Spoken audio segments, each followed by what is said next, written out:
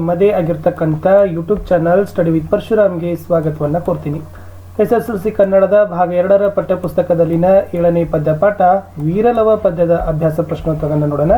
Already SSLCಯ ಎಲ್ಲ ವಿಷಯಗಳಲ್ಲಿ ಕೂಡ ನಾವು ಇದೇ ಥರದ ಪ್ರಶ್ನೋತ್ತರಗಳನ್ನು ಪಾಸಿಂಗ್ ಪ್ಯಾಕೇಜ್ಗಳನ್ನು ಪೋಸ್ಟ್ ಮಾಡ್ತಾ ಇದ್ದೀವಿ. ವಿಡಿಯೋದ ಡಿಸ್ಕ್ರಿಪ್ಷನ್ ಬಾಕ್ಸನ್ನು ಒಂದ್ಸರಿ ಚೆಕ್ ಮಾಡಿ ಎಲ್ಲ ವಿಡಿಯೋಗಳನ್ನು ನೋಡಿ ಅಂತ ಹೇಳ್ತಾ, ಫಸ್ಟ್ ಟೈಮ್ ವಾಚ್ ಮಾಡ್ತಿದ್ರೆ ಸಬ್ಸ್ಕ್ರೈಬ್ ಮಾಡೋದನ್ನು ಮಾತ್ರ ಮರೆಯದಿರಿ. ಖಂಡಿತ ವಿಡಿಯೋಗೊಂದು ಲೈಕ್ ಮತ್ತು ಶೇರ್ ಇರಲಿ. ಎಸ್, ಫಸ್ಟ್ ನೋಡೋಣ. ಮೋಸ್ಟ್ ಇಂಪಾರ್ಟೆಂಟ್ ಕವಿ ಕಾವ್ಯ ಪರಿಚಯ 3 ಅಂಕಕ್ಕೆ ಇರತಕ್ಕಂಥ ಪ್ರಶ್ನೆ. ಕವಿ ಲಕ್ಷ್ಮೀಶ ಕ್ರಿಸ್ತಶಕ 1550ರಲ್ಲಿ ಚಿಕ್ಕಮಗಳೂರು ಜಿಲ್ಲೆಯ ಕಡೂರು ತಾಲೂಕಿನ ದೇವನೂರಿನಲ್ಲಿ ಜನಿಸಿದನು. ಈತನಿಗೆ ಲಕ್ಷ್ಮೀರಮಣ, ಲಕ್ಷ್ಮೀಪತಿ ಎಂಬ ಹೆಸರುಗಳು ಇವೆ. ಜೈಮಿನಿ ಭಾರತವೆಂಬ ಪ್ರಸಿದ್ಧ ಕೃತಿಯನ್ನು ಬರೆದಿದ್ದಾನೆ. ಲಕ್ಷ್ಮೀಶ ಕವಿಗೆ ಉಪಮಾಲೋಲ, ಕರ್ನಾಟಕ ಕವಿ, ಚೂತವನ ಚೈತ್ರ ಎಂಬ ಬಿರುದುಗಳಿವೆ. ಅಭ್ಯಾಸ ಪ್ರಶ್ನೋತ್ತರಗಳು.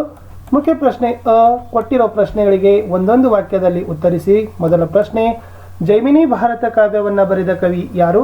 ಉತ್ತರ, ಜೈಮಿನಿ ಭಾರತ ಕಾವ್ಯವನ್ನು ಬರೆದ ಕವಿ ಲಕ್ಷ್ಮೀಶ. ಎರಡನೇ ಪ್ರಶ್ನೆ, ಯಜ್ಞಾಂಶವನ್ನು ಕಟ್ಟಿದವರು ಯಾರು? ಉತ್ತರ, ಯಜ್ಞಾಂಶವನ್ನು ಕಟ್ಟಿದವನು ಲವ ಅಂತಕ್ಕಂಥದ್ದು ಉತ್ತರ. ಪ್ರಶ್ನೆ 3, ಕುದುರೆಯನ್ನ ಲವನು ಯಾವುದರಿಂದ ಕಟ್ಟಿದ್ದನು? ಉತ್ತರ, ಕುದುರೆಯನ್ನ ಲವನು ಉತ್ತರೀಯದಿಂದ ಕಟ್ಟಿದ್ದನು. ನಾಲ್ಕನೇ ಪ್ರಶ್ನೆ, ಮುನಿಸುತರು ಹೆದರಲು ಕಾರಣವೇನು? ಉತ್ತರ, ಲವನು ಯಜ್ಞದ ಕುದುರೆಯನ್ನ ಕಟ್ಟಿ ಹಾಕಿದ್ದರಿಂದ ಅರಸರು ನಮ್ಮನ್ನು ಬಡಿವರು ಎಂದು ಮುನಿಸುತರು ಹೆದರಿದರು. ಮುಖ್ಯ ಪ್ರಶ್ನೆ ಕೊಟ್ಟಿರೋ ಪ್ರಶ್ನೆಗಳಿಗೆ 2-3 ವಾಕ್ಯಗಳಲ್ಲಿ ಉತ್ತರಗಳನ್ನು ಬರೀಬೇಕು. ಮೊದಲ ಪ್ರಶ್ನೆ, ವಾಲ್ಮೀಕಿ ಆಶ್ರಮಕ್ಕೆ ಯಜ್ಞಾಂಶವು ಬಂದ ಬಗೆಯನ್ನ ವಿವರಿಸಿರಿ. ಉತ್ತರ, ಭುಜಬಲವುಳ್ಳ ದೊರೆಗಳೆಲ್ಲರೂ ಶ್ರೀರಾಮನ ಆಜ್ಞೆಯನ್ನ ಕೇಳಿ ಹೆದರಿ ಕುದುರೆಗೆ ನಮಸ್ಕರಿಸಿ ಬಿಟ್ಟು ಕಳುಹಿಸಲು ಶ್ರೀರಾಮನ ಅಶ್ವಮೇಧ ಯಜ್ಞದ ಉತ್ತಮವಾದ ಕುದುರೆಯು ಭೂಮಿಯ ಮೇಲೆ ಸಂಚರಿಸುತ್ತಾ ವಾಲ್ಮೀಕಿಯು ವಾಸವಿದ್ದ ಉದ್ಯಾನವನದ ಹಸುರನ್ನ ಬೇಯಿಸಿ ಆಶ್ರಮವನ್ನು ಹೊಕ್ಕಿತು.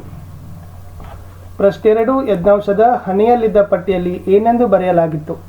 ಉತ್ತರ, ಯಜ್ಞಾಂಶದ ಹಣೆಯಲ್ಲಿದ್ದ ಪಟ್ಟಿಯಲ್ಲಿ ಭೂಮಂಡಲದಲ್ಲಿ ಕೌಸಲ್ಯ ಪಡೆದ ಕುಮಾರ ಶ್ರೀರಾಮನೊಬ್ಬನೇ ವೀರನು. ಆತನ ಯಜ್ಞದ ಕುದುರೆ ಇದು.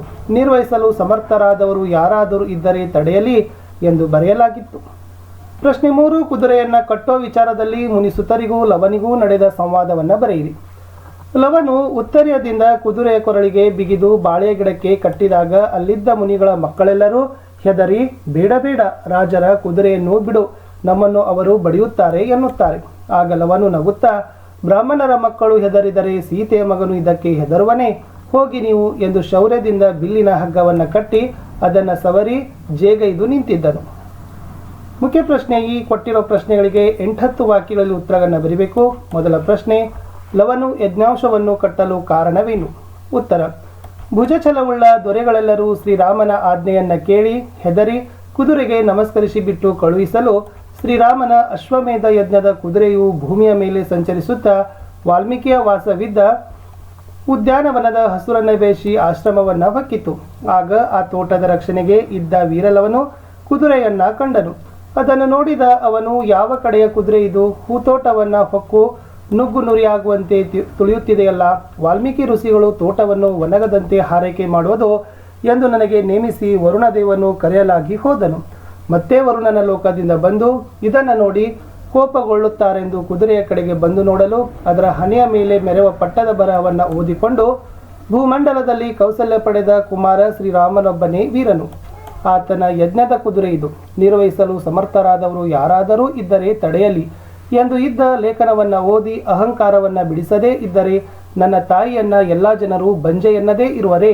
ತನಗೆ ಇರುವ ಈ ತೋಳುಗಳು ಏತಕ್ಕೆ ಬೇಕು ಎಂದು ಪ್ರತಿಜ್ಞೆಯನ್ನ ಕೈಗೊಂಡು ಲವನು ಉರಿದೆದ್ದು ಉತ್ತರಿಯನ್ನ ಉರಿ ಮಾಡಿಕೊಂಡು ಕುದುರೆಯ ಕೊರಳಿಗೆ ಬಿಗಿದು ಬಾಳೆ ಗಿಡಕ್ಕೆ ಕಟ್ಟಿ ಹಾಕಿದನು. ಎರಡನೇ ಪ್ರಶ್ನೆ, ಲವನ ನಡವಳಿಕೆ ಮೆಚ್ಚುಗೆಯಾಯಿತೇ ಏಕೆ?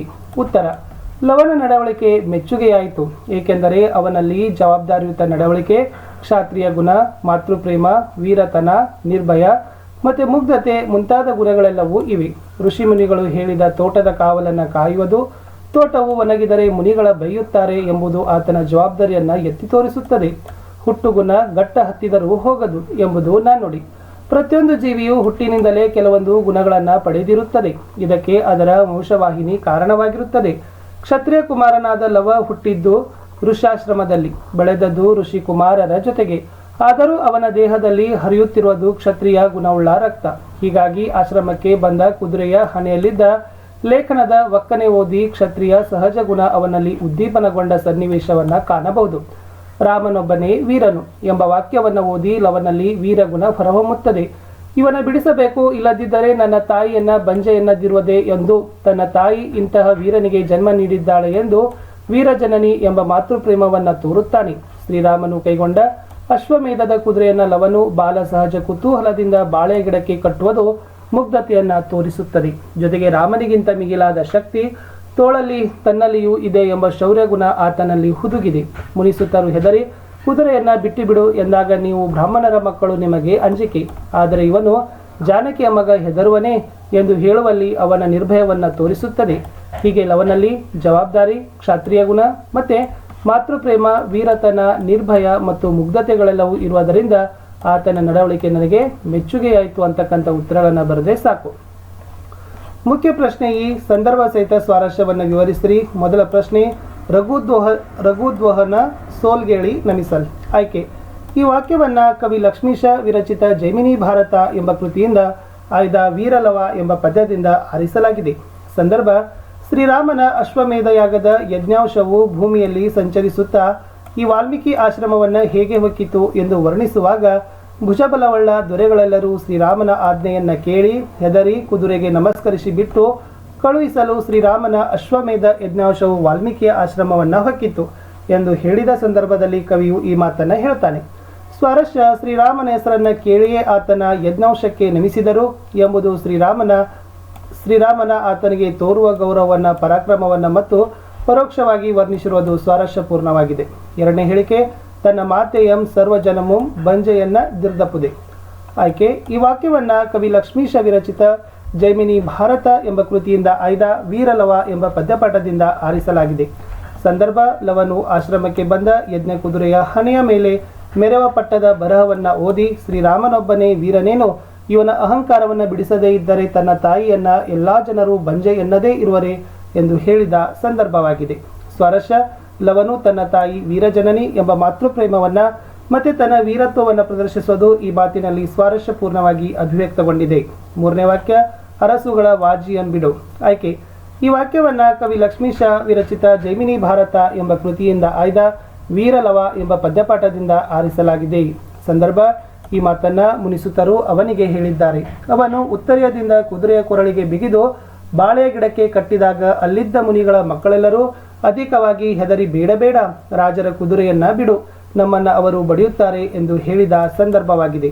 ಸ್ವಾರಸ್ಯ, ರಾಜನ ಯಜ್ಞಾಂಶವನ್ನು ಕಟ್ಟಿ ಹಾಕುವುದು ಬೇಡ ಎಂದು ಹೇಳೋದು ಮುನಿಸುತ್ತರು ರಾಜರುಗಳಿಗೆ ಭಯಗೊಳ್ಳುವುದನ್ನ ಈ ಮಾತಿನಲ್ಲಿ ಸ್ವಾರಸ್ಯಪೂರ್ಣವಾಗಿ ವರ್ಣಿಸಲಾಗಿದೆ. ನಾಲ್ಕನೇ ವಾಕ್ಯ, ಜನಕಿಯ ಮಗನಿದಕ್ಕೆ ಬೆದರುವನೆ. ಆಯ್ಕೆ, ಈ ವಾಕ್ಯವನ್ನ ಕವಿ ಲಕ್ಷ್ಮೀಶ ವಿರಚಿತ ಜೈಮಿನಿ ಭಾರತ ಎಂಬ ಕೃತಿಯಿಂದ ಆಯ್ದ ವೀರಲವ ಎಂಬ ಪದ್ಯಪಾಠದಿಂದ ಆರಿಸಲಾಗಿದೆ. ಸಂದರ್ಭ, ಈ ಮಾತನ್ನ ಲವನು ಮುನಿಸುತ್ತರಿಗೆ ಹೇಳಿದನು.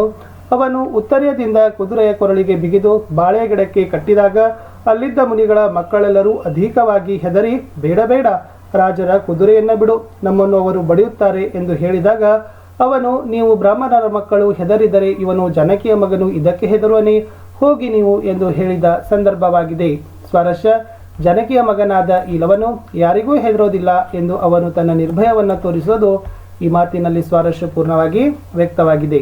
ಇನ್ನು ಹೊಂದಿಸಿ ಬರೆಯಿರಿ. ಇದೆ ಉತ್ತರ ಆಲ್ರೆಡಿ ಬರೆದಿದ್ದೀವಿ. ದೇವನೂರು ಲಕ್ಷ್ಮೀಶ, ಕೌಸಲ್ಯ ರಾಮ, ವರುಣ ಅಬ್ದೀಪ, ವಾಲ್ಮೀಕಿ, ಮುನಿ, ತುರಂಗ, ಅಶ್ವ. ದಯಮಾಡಿ ಎಲ್ಲ ವಿಡಿಯೋಗಳನ್ನು ನೋಡಿ, ವಿಡಿಯೋವನ್ನು ಲೈಕ್, ಶೇರ್ ಹಾಗೂ ಸಬ್ಸ್ಕ್ರೈಬ್ ಮಾಡೋದನ್ನು